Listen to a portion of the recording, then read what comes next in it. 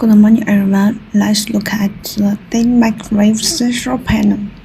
Its daylight sensor switch is also attached to the light body by magnets, and its LED driver.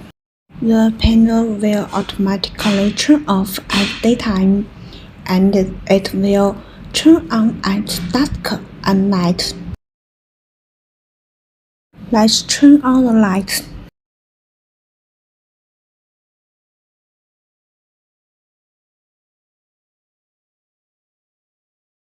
We also use an incandescent light to simulate the daytime.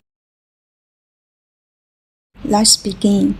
We can see that if the incandescent light turns on, the panel light will turn off. Okay, then let's turn off the incandescent light. We will find that the panel light will turn on. Let's repeat the test. That's all. Thank you.